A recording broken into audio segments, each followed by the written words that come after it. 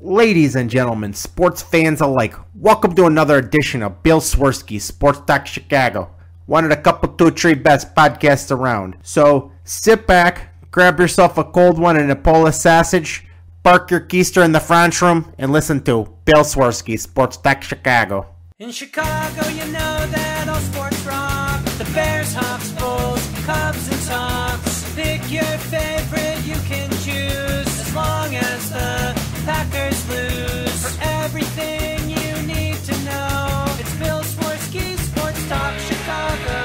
Bill Swerski, Sports Talk Chicago.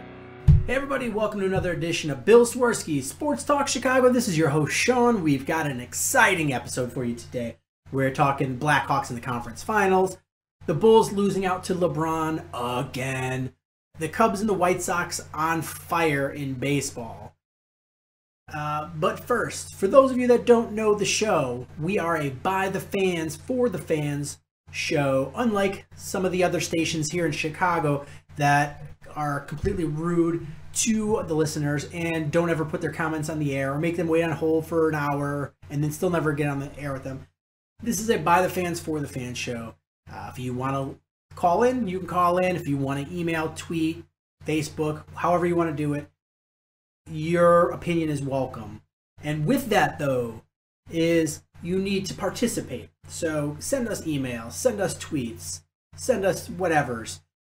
Make sure you're going on to iTunes and Stitcher, however you listen to podcasts, YouTube/Swerski Sports, however you do it, and hit the subscribe button. That's going to be the way you show us that you care, is hit the subscribe button. And if you're really feeling generous, is leave feedback. That means other people will hear about the show. So please do that. Also helping out the show is our sponsors, our wonderful sponsors. First up, as usual, is the Rockford Ice Hogs. Want to take a quick second to congratulate the Rockford Ice Hogs on a fantastic season. If you are not following the Ice Hogs, they were doing great. They finally got knocked out of the playoffs by the Grand Rapids Griffins, and so their season is over, and their quest for the Calder Cup is over. But they really did have a fantastic season, and they were so much fun to watch. The stadium's only 90 minutes outside the city limits. You get to see a lot of the future Blackhawks play, some really great hockey. For your support, to show them your love, go to icehogs.com and you can purchase your season tickets for next year, or you can buy yourself an Ice Hogs hat like I am currently wearing. Can't see it, no video, but I'm wearing my Ice Hogs hat. Or an Ice Hogs shirt, jersey, whatever it may be. Show your love and support to the Rockford Ice Hogs. The show is also brought to you by Audible.com. Head on over to audibletrial.com/Swerski Sports and get one of these audiobooks for absolutely free. No money, no dinero, free. Blood on the Horns, Long Strange Ride of Michael Jordan's Chicago Bulls. Blood on the Horns details the infighting and conflict between Jordan, Phil Jackson, Scottie Pippen, and the team's general manager Jerry Krause and managing partner Jerry Reinsdorf. Or Turning the Black Sox White, the misunderstood legacy of Charles A. Comiskey. Tim Hornbaker not only tells the full story of Comiskey's incredible life in the sport at the time, but also debunks the Black Sox controversy. Check out any one of these or 180,000 other titles for absolutely free by going to audibletrial.com/Swerski Sports. And if you are not a good speller and you want to know how that's spelled, go to swerskisports.com. We have a banner right up there. Where to begin? I guess we will start with the Bulls. I think we should start with the Bulls. Yeah. So we have a lot of questions because I didn't really know what to talk about. Everybody knows what happened with the Bulls. Ran into LeBron James again. And I really thought this was the chance the Bulls had to get over that LeBron James hurdle. You had Kevin Love out with a torn labrum in his shoulder. Kyrie Irving is hurt. You have Senor JR was out for the first 2 games with a suspension. You just had all the formula for finally being able to get over that hurdle. And you couldn't do it. You couldn't get over the LeBron James hurdle. So what happens next? So today's show, we're going to focus a lot more on fan questions because I see so many that are posted on Twitter. People sending Facebook messages. We've gotten a few emails. We've got a lot of questions here. And we're going to try to go through them because I'm not going to pretend to know the future. You've got guys like Nick Friedel, who are the Bulls insiders, that are going to sell you the woe is me and the Bulls are going to be terrible. But you can't be a negative Nancy and you can't be a complete homer. The truth is somewhere in the middle. Is Nick Friedel said that the Bulls were done for after last season. He said, the Bulls are in salary cap hell, they're never going to do it, blah, blah, blah. And they went in the offseason and made a lot of really good moves to make this team better. And they were better this year. So let's not all jump off the bandwagon yet. So let's go with our first question. It's not so much a question, but a statement is, this team sucks. Tibbs has to go. Okay. This is my feelings on Thibodeau are, I agree. I think it's time for Thibodeau to go. But I don't think this team sucks. And I definitely don't think Thibodeau sucks as a coach. I just think you have a shelf life with a team as a coach. I really do. You only have a certain window that you can coach this team and be productive. After a while, if you don't win, you start getting stale. And that happens with everything. It has nothing to do with Thibodeau as a coach. It's just that if you don't get that ultimate win, is whatever you're doing starts to grate on people. And that happens everywhere. Winning cures a lot of things. And these are all professional athletes that their one goal is to win the NBA title. Well, and get paid a lot of money. But win the NBA title. And when things aren't going their way, it's definitely frustrating. And I could see their frustration. And if your coach isn't getting you to the finals to at least put you in a position to win, even if there's circumstances like Derrick Rose hurt, Joakim Noah hurt, blah, blah, blah, whatever it may be, you wear out your welcome if you don't win. Greg Popovich hasn't worn out his welcome in San Antonio. Why? Because he's won a lot. He's won a whole lot. But name another coach in the NBA that hasn't worn out his welcome. Doesn't mean you're not going to go somewhere else and succeed. It's just you restart your clock when you go somewhere else. So, do I think this team sucks? No, I think they're a pretty good team. Do I think that Tibbs has to go? Oh yeah, absolutely. But one thing I'm going to warn people is that be careful of what you wish for, because there might be growing pains with a new coach that you didn't have with Thibodeau. And Thibodeau might go and have success wherever he goes. And people are going to be, well, what did we sign up for? We lost out on Thibodeau, wish we still had Thibodeau. And there's going to be people in both camps. But I think his window has finally closed, and if he stays any longer, there's going to be real turmoil, and you're going to have to blow up the team. I think now is the point where the frustrations are just starting to surface. I think it's time to move on with Thibodeau and move on with a new coach. And I'm thinking that's going to be Fred Hoiberg, who's really good with player relations. And maybe that's the ticket, is maybe it's developing this offensive team, getting a more professional style offense in here, and going from there. Next question is, how do we fix this? I wish I knew. I really do.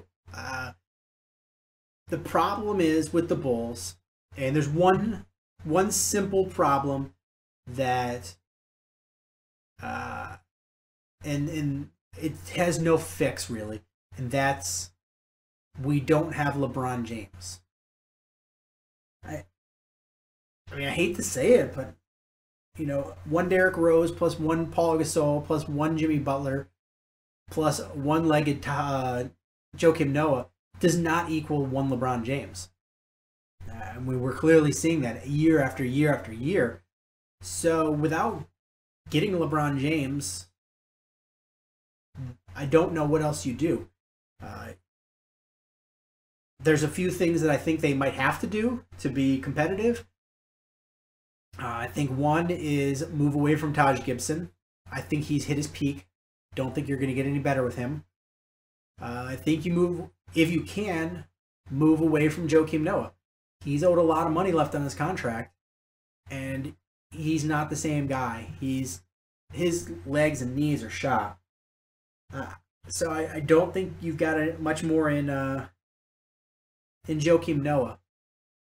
You move on with a new coach. And you got to squeeze this quick because you're running out of years with Derrick Rose. And who knows what you're going to do with him, because I'm sure he's going to be like, well, I've been healthy for 2 years. I want a max deal. You clearly aren't going to give him a max deal. You're running out of years with Paul Gasol. So you got to maximize the time you have with Paul Gasol. And I really think you have to see what you have with Doug McDermott.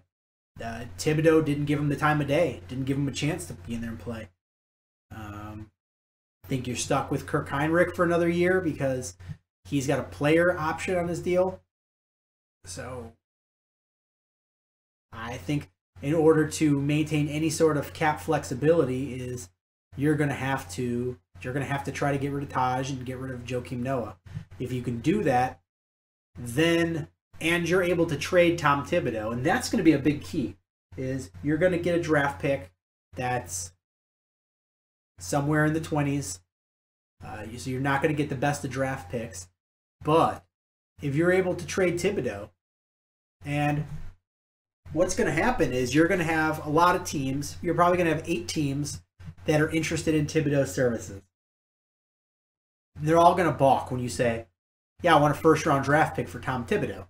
Because they're all going to be thinking this. Well, they're going to get rid of him anyway. Why not wait till we fire him and then try to sign him? Then it's going to sink in. Is they're going to say, well, what's going to make him want to come here if he signs? I'm going to be competing with other teams. If I trade for him, I know I got him, and he's with me for 2 years, and then I can re-sign him. And then you're going to say, crap, there's a lot of teams. And you're going to have to play those teams hard against each other. Because getting a first-round draft pick is going to be quite difficult to get for Thibodeau. So, are you able to get a Thibodeau? Or, outside the box here, is you could tell a team, yeah, we'll let you take Thibodeau, but you've got to take Taj and Joakim. I mean, you got to have equal money on the contract or the deals, but at least maybe you can get a talent for it then. And then he's going to be happier because he's going to have some of his guys there. It's going to be interesting to see how they do it, but I think that's going to be pivotal in predicting what's going to happen for next year.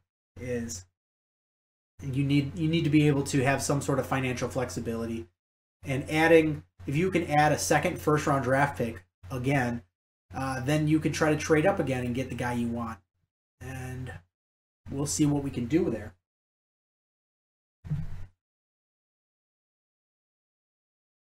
So what is the next question? Are we the 90s Knicks? Yes. Really, we are. Think about it. 90s Knicks they had a really good team. They had a really good team with Starks and Ewing, and they had a fantastic team. But guess what? Every year, they had to go through Michael Jordan and the Bulls. Michael Jordan and the Bulls. Michael Jordan and the Bulls. And they weren't going to beat Michael Jordan and the Bulls, no matter how good they were. Every piece they found, they couldn't get past Michael Jordan and the Bulls. And finally, Michael Jordan, quote unquote, retired. And then they were able to get past the Bulls, but barely. They barely got past the Bulls without Michael Jordan. So that's That's where the Bulls are at. Yeah, they're really the 90s Knicks. And that's a sad position to be in because the Knicks were a really good team. And they probably would have won an NBA title had it not been for Michael Jordan. But I don't think that this Bulls team is as good as those 90s Knicks. But they're definitely in the same sort of predicament that the 90s Knicks were in.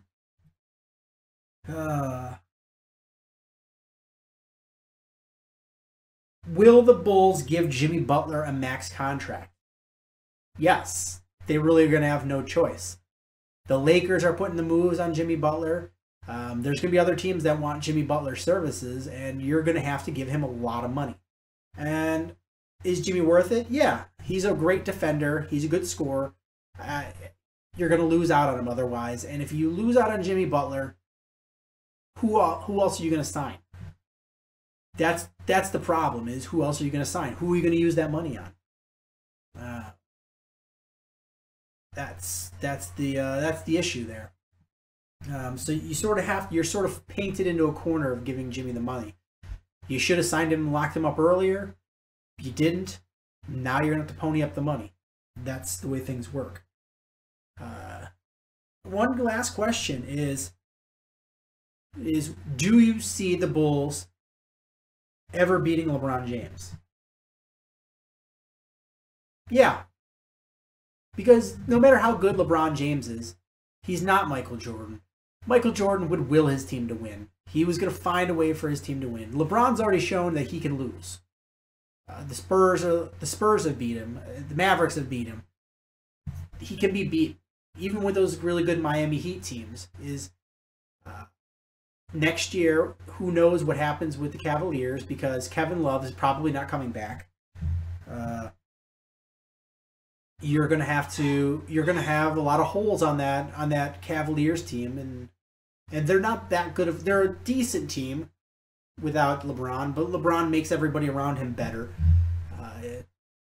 You have to not go into these dark, deep stretches of not scoring goal or baskets.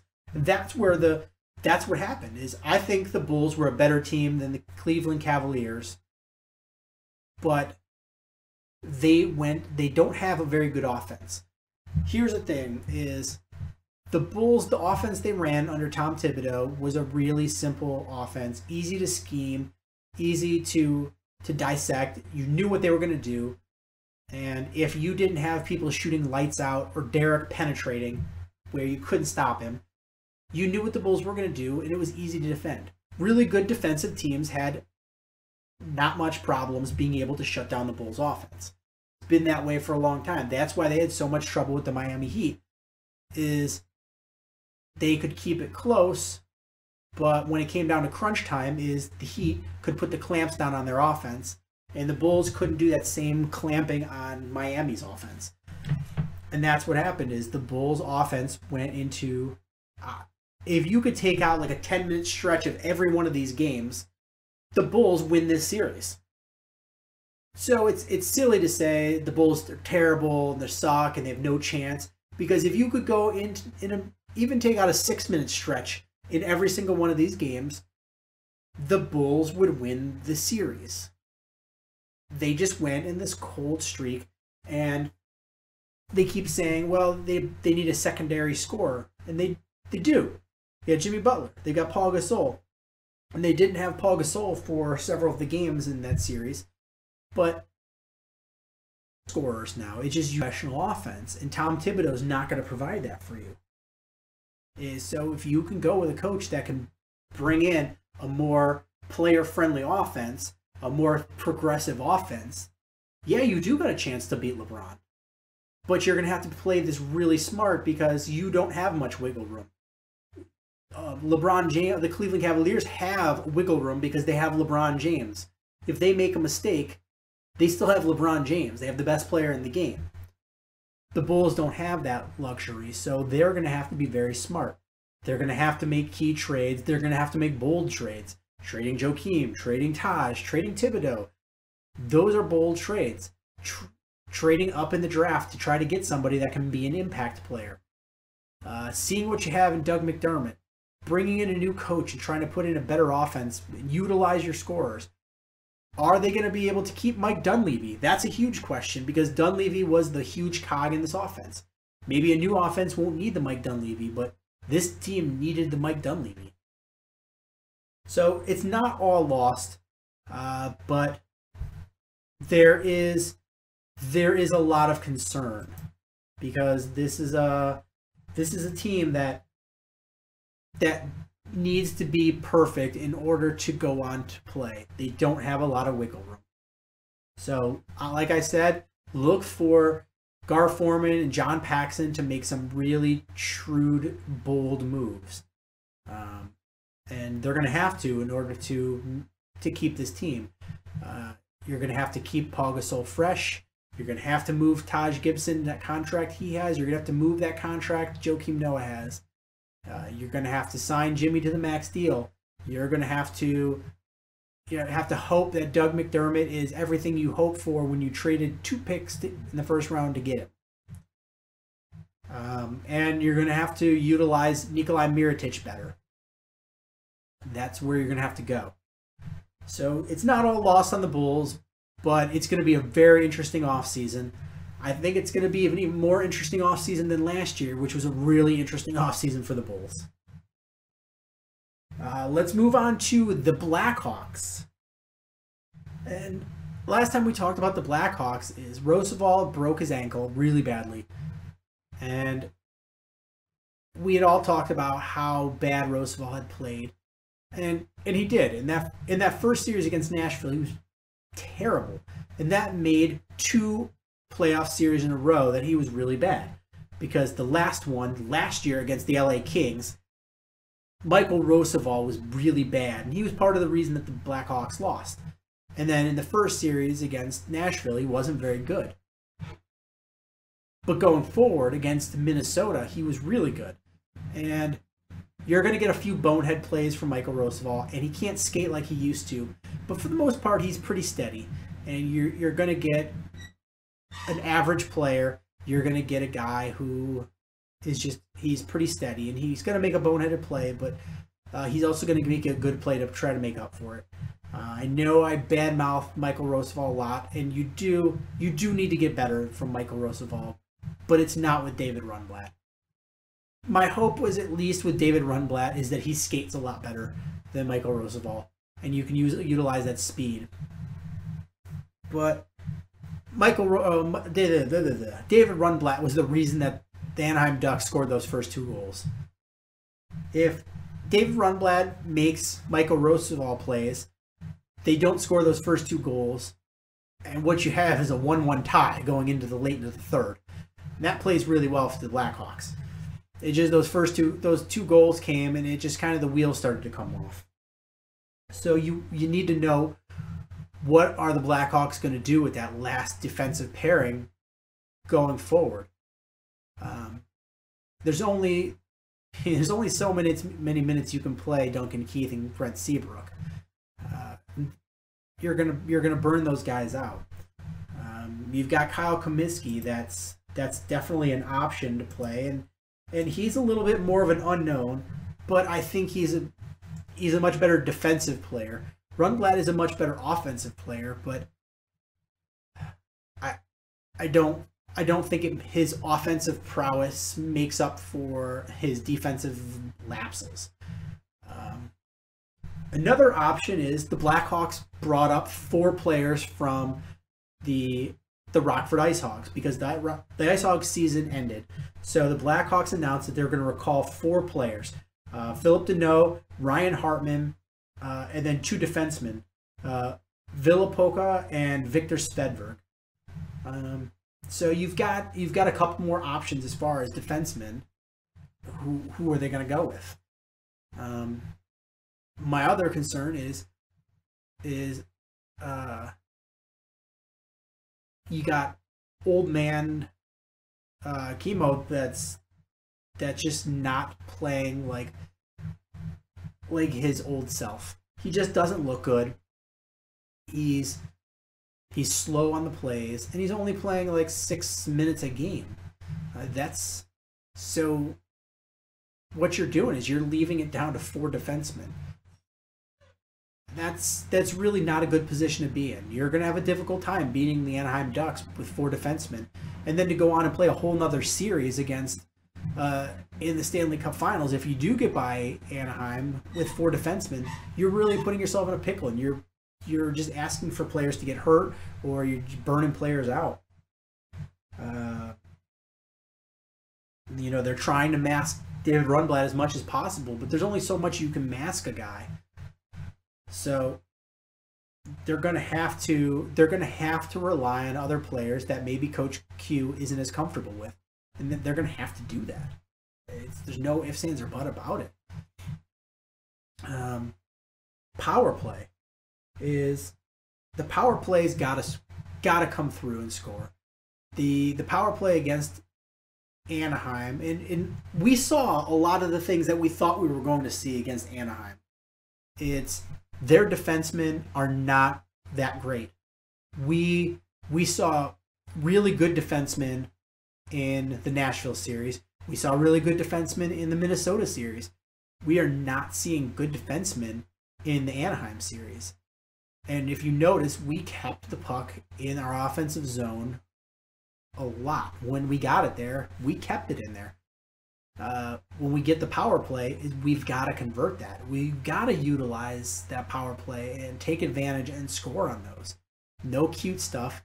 There's not a lot of the Blackhawks. The big difficulty they've had with power plays is getting into the zone, whether by pass or by dump and chase or by skating it in.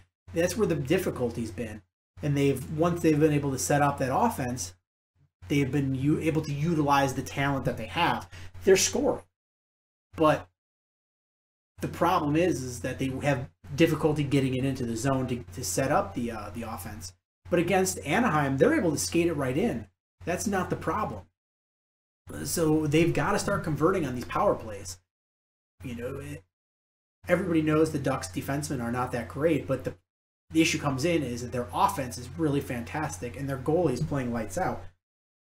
So how are the Blackhawks going to score? And then what they're going to say and what they really need to do is they're going to say greasy goals. And that's what's going to have to happen. You're going to have to get way more net front presence. You're going to have to block Eriksson's vision. You're going to have to you're going to have to do these things in order to get there. You're going to have to get these grimy goals. You're going to have to get rebound shots. First shots are not going in because they're blocking them because you're shooting from damn near the blue line. You've got to get higher percentage shots. You've got to get rebounds and set yourself up for the second man to knock it in. Utilize their bad defensemen and try to get the one-timers in there. This Hawks team skated circles around Anaheim, and if you just watched the play and didn't ever look at the score, you would have thought the Blackhawks creamed them, but then they lost 4-1. It's in the panic, because a lot of people are acting like this is end of days. But there's a couple things you have to think about, and one is it's a 7-game series. There's a lot of hockey left to play. Nobody wins it on the first game. And the second one is we won the first game against Los Angeles last year. That didn't change the outcome. It's a situation where you have to win 4 out of 7. Doesn't matter what order you do it in, as long as you win 4. And the Blackhawks they're the road dogs. So these first 2 games are going to be in Anaheim. And until you lose a game at home, you really don't have to be concerned. The Blackhawks haven't lost anything at home. And if you think about it, there's already been a couple of Ducks that have talked about how the Ducks have the pressure right now. Because they said they can't go back to Chicago being 1-1. They can't lose game 2. They're looking at game 2 as a must win. And that's a lot of pressure. The Hawks can go down 0-2. It's not a pretty position. You don't want to see that. But if you're the Blackhawks and you come back home 0-2, you just got to win those 2 games at home. that's what you do, and then you go back to Anaheim. You just have to steal one game in Anaheim. But if you're Anaheim and you saw how badly you got outskated, sure you won the game, but you saw what happened. And if you don't win both of those games in Anaheim, this is going to be a long series for you. So they're looking at it as a must-win game too. The Blackhawks don't have the pressure on them. They just got to figure out how to get these goals. And with the way they were playing and the way they were firing goals is once they break that leak, break that seal, they're going to be able to pepper Eriksson. I just really feel that.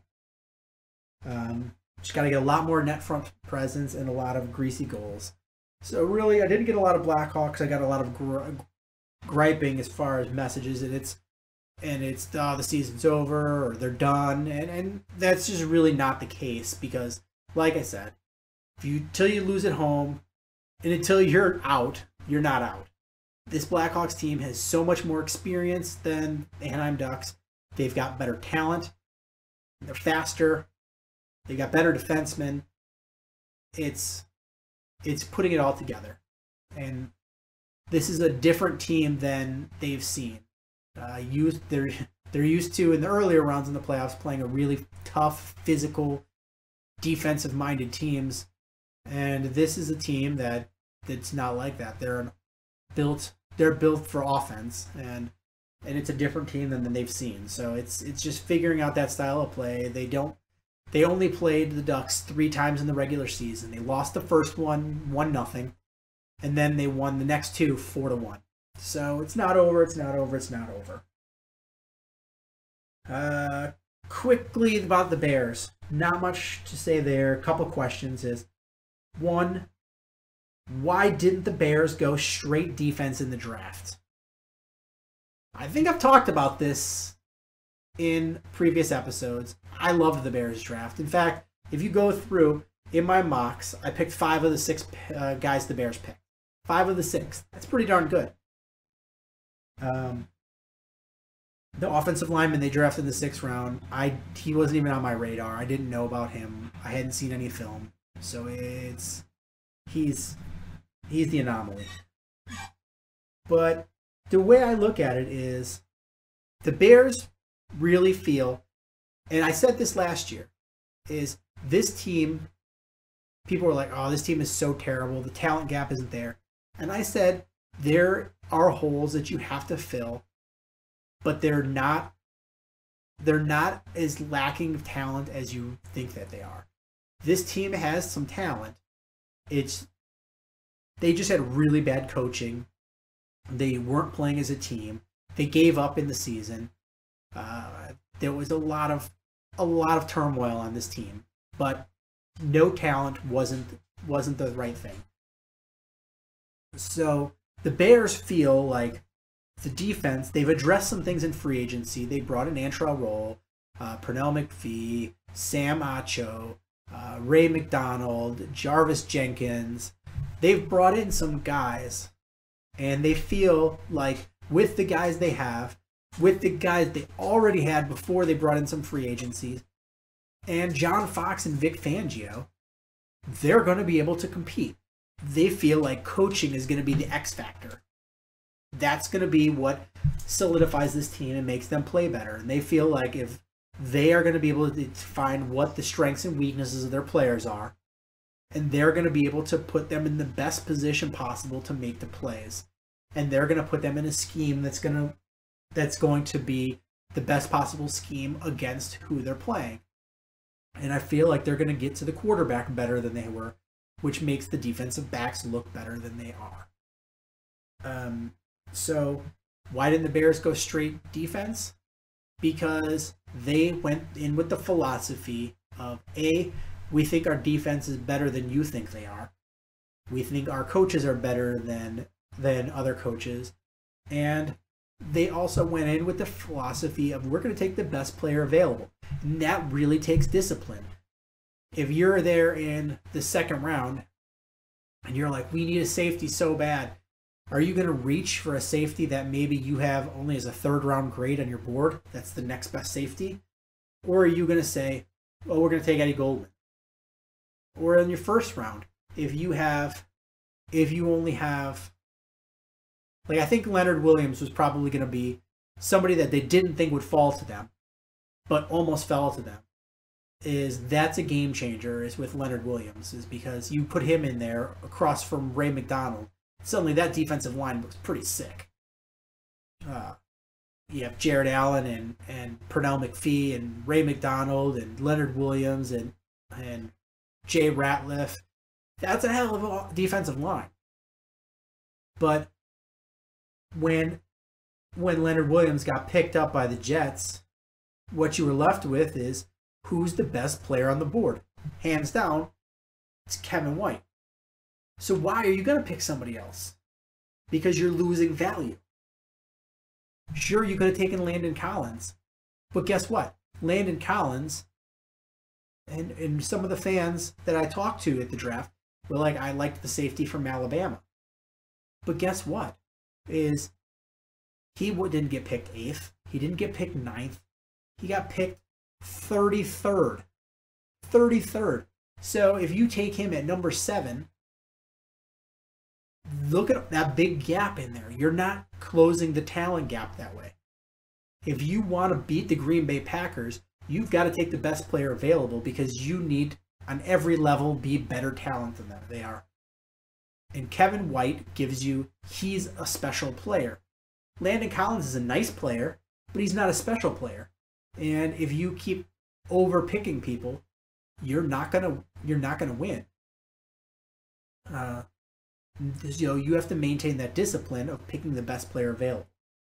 And they wound up picking a lot of the same guys that Emery picked previous year. They picked another running back. They picked another safety. They picked another. It was kind of silly, but they picked the players that they felt were good high character guys that were solid players and were the best player available at the time. And like I've said time and time again, is there's very few exceptions of when you don't take best player available. And one would be if you have a young, top of the game player at that position ready. So if you're the Indianapolis Colts, and the best player on your board is a quarterback, you don't, and it's, 5th round, okay, go ahead. But if it's the 1st round, you don't go, crap, we're going to have to pick. You go your next best guy because you already have a young quarterback under contract who's at the top of his game. But every other position, for the most part, is you take that best player available. And if it happens to when you need a lot of defensive help, you have to fill those gaps in free agency. You have to be able to, nothing's isolated. The draft is not isolated from free agency, is not isolated from evaluation of who you have on your roster already. There's a lot of work that goes into this. Is you look at who you have under contract. You look at who are your own free agents, the guys that played for you last year but are no longer under contract. You look at what your cap is, how much room you have on the salary cap. You look at who's available for trade, who's available in free agency, and you look at the NFL draft. You try to plug some of the holes right away with players that you like, and then you go into the draft. Then once you go into the draft and you draft your players, and you've signed some free agencies players, then you go through and you reevaluate what you have and where you're at. And then the Bears will start making some small moves here, some small moves there to fill in the rest of the gaps. And then until they get on the actual field, you don't know what they're going to have. Like, they have 8 tight ends on the roster. They're probably not going to carry more than 3. So it's anybody that they add is just going to be extra competition. You really don't want, what you don't want is to walk in and already be able to pick out who the lineup is. You want competition. Tight end's a good one. I think they're going to keep 3 tight ends. Martellus Bennett's kind of penciled in. But after that, who is it? Is it Bear Pasco? Is it Dante Rosario? Is it? I mean, who makes this roster? Next question. What's my prediction for the season? Wow. That's a tough one.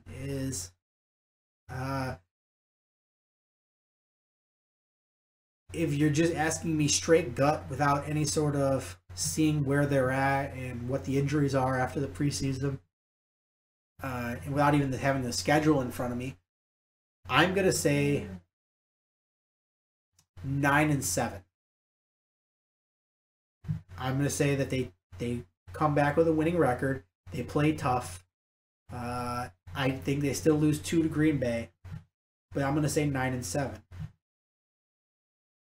That's without looking at the schedule or anything like that, or seeing what the defense looks like, or what Jared Allen's going to look like as an outside linebacker, or what they're going to do as far as cornerbacks. That's just my gut feeling. I promise you guys, once I sit down and analyze the schedule, and once training camp opens up and I can see how training camp is running and who's looking like what, I'll have a better option. But I promise you this, is that the offense is going to be much better than they were last year. They're going to be able to put some points on the board, which is going to help make that defense better. Putting points on the board lets the defense be able to take a few risks and try to get to the quarterback. And they're already going to be a better defense because of upgrades of players and an upgraded coach. Next question. Are the Bears done making moves? I think I just sort of answered this one. I don't think so. I don't think they're going to make any more big moves. I don't think there's going to be any big splashes. They're not going to go out and make a big trade or sign any of the known names that are still out there in free agency. I think they're going to add players that are going to be role players. They're going to add players that are special teams players. And I think they're still constantly evaluating who's still out there and who's on their roster. Because there's not going to be starters out there still. It's going to be guys that can come in if there's an injury, or guys that can play special teams. And finally, who are the starting safeties come opening game? That's a really good question. Logic would probably say it's going to be Antrell Roll and Ryan Mundy, because that's the most experienced guys. And I really feel that Vic Fangio is going to want to have. Their best cornerback is going to be a second-year player who was injured last year a lot of the time, and you've got a lot of young cornerbacks on your team. I think he's going to want to have experience in the safety position to start it off. But Amos Alonso, the draft pick from Penn State, he's the only pure free safety you have on this roster. You've got all your other safeties are really strong safeties. I know that you brought Antrell Roll in to be a free safety, but I think he's a guy who's transitioned over there. But it's going to be interesting. I think what we see opening game is going to be, barring any injuries, is going to be Antrell Roll and Ryan Mundy. But by the time that the bye week comes, will it be those two? And I'm going to venture to say no. Whether it be injury or being outplayed, I think there's going to be real competition at the safety position, and that's good for the Bears. You can hear me; my nose is running. I'm fighting a cold. I was at a children's birthday party, and kids are like kryptonite to me. My own kid is not. Like, my own kid doesn't get sick. She's over 7 months old, and she had one cold for like a day. Other kids, they're just like little boogers, and snots all over me, and they give me their germs. Last but not least is we're going to talk baseball. And we are over 20% done with the season so far. It's kind of crazy to think about because it really just started, but we're like 20% into the season. And things are really trending up for both teams. And we'll start with the Sox. They had a rough start, and they looked terrible. The starters weren't looking good. They weren't hitting. The only thing that they had was their closer was looking good. But they're finally starting to heat up. They've won several series in a row. They just swept Oakland, and they're right back at 500. And that's a really good spot for them to be in, because that's what we thought going into the season, is if they could hover around 500, you'd have to consider this year a success. And that's where they're at. And we knew the pitching was going to come, the starting pitching was going to come around. Way too much talent in starting pitching to be where they were at. You're not going to hold Chris Sale down. Jeff Samardzija is not going to be giving up batting practice in games normally. And you finally, after much ballyhoo and Robin Ventura saying that Carlos Rodon is not going to be in the bullpen, or no, not going to be a starter, he's going to be in the bullpen. He's going to be a starter, and that instantly is going to upgrade your 5-man rotation. Because suddenly now you've got Quintana, Samardzija, Sale, Rodon. That's 4 solid starters right there. Now all it is a 5th starter, and you just have to solve that 5th starter spot, and you're in every game. And if you can get it to your closer spot, is Robertson has just been filthy. He's an absolute filthy animal, and he's averaging almost 2 strikeouts an inning. That's ridiculous. So there's a lot to be happy with if you're the White Sox. The one, I guess, interesting thing is Micah Johnson getting sent back down to AAA. They had to get. He was pretty. Did he deserve to go back to AAA? Probably, but it seems like that with a season where a lot of people and a lot of experts didn't feel that the White Sox were going to compete, given the disparity between some of the teams in the division, is why do they have him on such a short leash? Why is Micah Johnson, who's considered to be some part of your future, why is he on such a short leash? The Cubs, when they had a lost season last year, they let Javi Baez struggle mightily. Maybe their expectations are much higher. The one bit of scariness as far as where the White Sox are at is, as well as they're playing, is Detroit is playing really well. Kansas City's playing really well. And Cleveland is finally starting to wake up. Cleveland, if you're not familiar, you don't watch a lot of Cleveland games, is they quite possibly might have one of, if not the best 5-man rotation in baseball. And last year, they were a top 5 in their bullpen. There hasn't been a lot of changes, but if they can get that back on track, where their rotation is pitching where they expect them to be, and after that Corey Kluber performance against St. Louis Cardinals, where he just mowed everybody down, if that's the catalyst that gets everybody going and you get your bullpen going, that's going to be a scary team to play, because you're not going to score many runs on them. Granted, they're not going to score a lot of runs, but they're going to win some ball games. So this is a tough division. The Cubs, on the other hand, they've been pretty steady most of the season. No big dips. They've just been pretty steady. Other than some rough games against the St. Louis Cardinals, is they've dominated pretty much everybody else. You've got Anthony Rizzo at an MVP clip, and when they brought Anthony Rizzo over, I wasn't sold. All the way up until last year, I was like, hey, he's a nice player. I like him a lot. But anytime you sort of started looking at his numbers and comparing how good they could be, you got a lot of people going, he's no Jose Abreu. Jose Abreu is much better, blah, blah, blah. But look where he's at right now. He's batting .344. It's a good batting average. But crazier than that is when he's not hitting, he's being so patient at the plate. He's working those counts. His on base percentage is almost 500. He's at 470. That's a hell of an on base percentage, and his OPS is over a 1.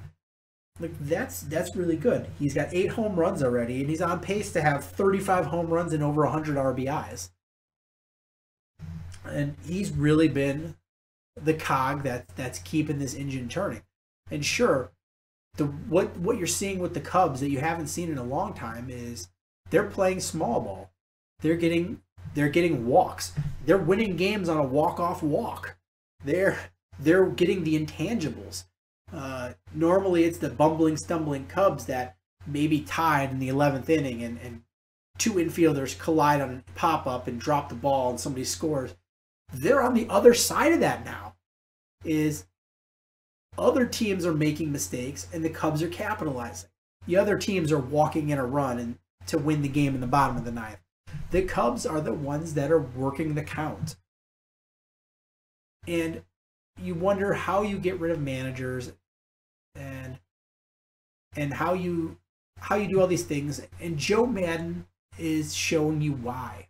He's got a winning culture in here. He's got rid of all these old players that know about lovable losers and who cares, we're all going to the game to have a beer anyway and get a tan. He's bringing in players that are hungry to win now. You've got Addison Russell, who you're seeing why he's the future. He's struggling a little bit here and there, but he's getting better and better. Chris Bryant looks like the real deal.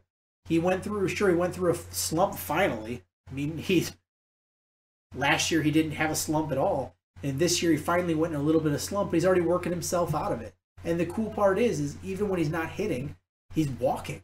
He's getting on base. They're pitching around him. They don't know how to pitch him, so they're not pitching to him. But there's so many good bats in this lineup that they're all patient, and he's going to take these walks, and he's going to get on base, and he doesn't care that you walked him and he didn't get a hit or a home run. So Bryant's got a 426 on base percentage. That's really good. Montero looks great. I was a little iffy about him. I knew he'd be a better upgrade as far as the catching job, but he's been a good solid bat in there. And this 3-man catcher rotation has been way cooler than I could have imagined. David Ross has been like a veteran presence in that clubhouse. You know, the old gray beard. He's shown these young guys how to do it.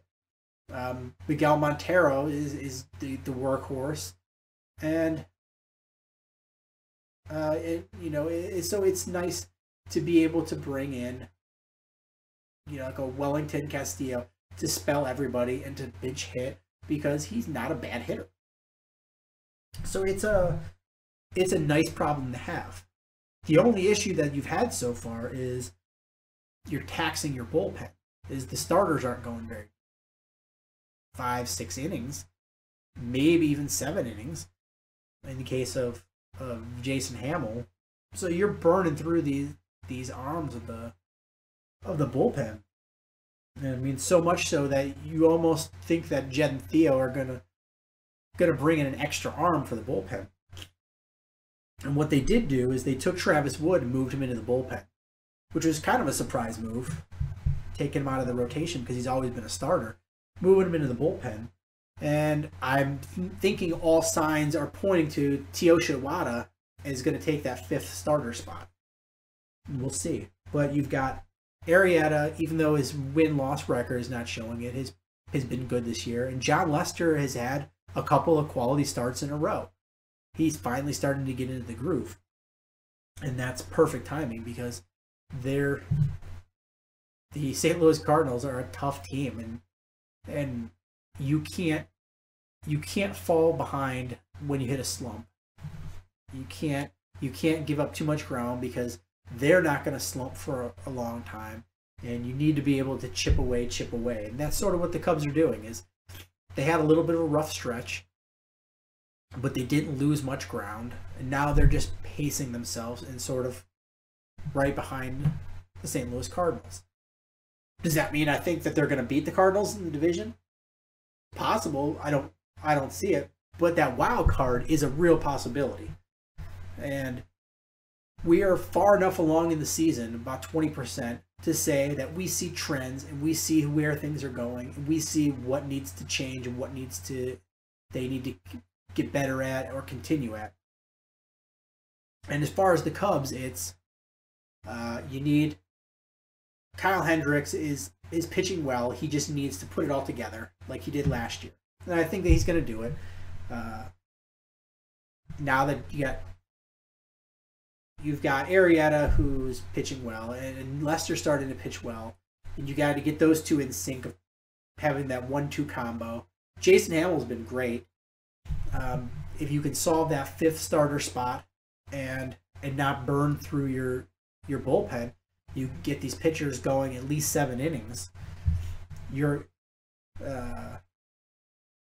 get Neil Ramirez back from injury, which is you're hoping soon, because he steadies up that bullpen a lot because he's rock solid. And as far as hitting goes, they've had an interesting way that they've been doing it is Addison Russell batting 9th every day. And I think that's a good spot for him. He doesn't have the pressure of being the middle of the rotation guy, middle of the order, but he's getting at bats and he's got top of the rotation right behind him. So he's going up there. He's seeing what they're giving him. He's got no pressure. And for the Cubs, it's kind of like having 2 leadoff hitters in a row. You get Addison Russell, who could be a leadoff hitter on a lot of teams, and Dexter Fowler, who's been pretty good for the Cubs. And then suddenly you're right after that, you got 2 leadoff men, and then you're hitting this not quite murderer's row yet, but you've got a pretty formidable lineup. Jorge Soler, Anthony Rizzo, Chris Bryant.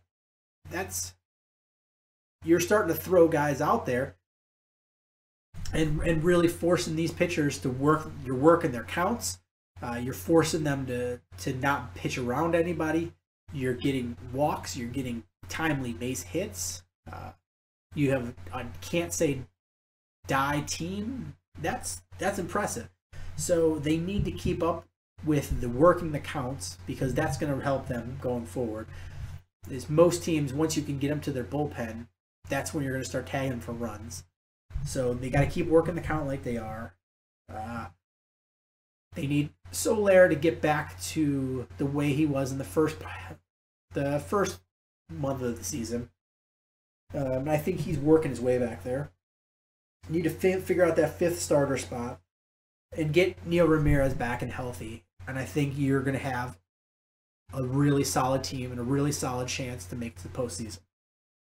As far as the White Sox, keep doing what you're doing. Middle relief looks good. Closer looks great. Top of the line rotation, and you're starting to get your hitters going. That's all you can really ask for. So I guess that I'm really out of things to talk about. I really appreciate a lot of participation this week with fans sending questions in. I love talking about that. It makes sure that I'm hitting what you want to hear about. I'm getting your ideas on here because nobody's got a stupid opinion on this. It's, what you think is what you think because you're watching the games. You're paying your money to see them.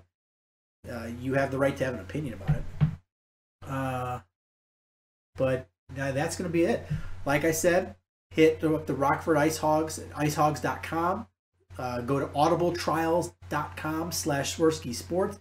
Check out our sponsors. Also, make sure you're subscribing on Twitter, subscribing on YouTube, subscribing on Stitcher and iTunes. So you're getting this. Spread the word, too. And check us out at SwerskiSports.com. And until next time, bear down. Cubs win! What a lucky break! The good Lord wants the Cubs to win! We thank Ditka and God for all they have provided. Cubs win! Cubs win! Cubs win! Oh, I don't want her. You can have her. She's a Packer fan. van, and she looks like... Remember, New Yorkers, smoking crack is not legal on planes. Bears 31 to -7. The Bears. Oh, when the Bears go bearing down, I wanna...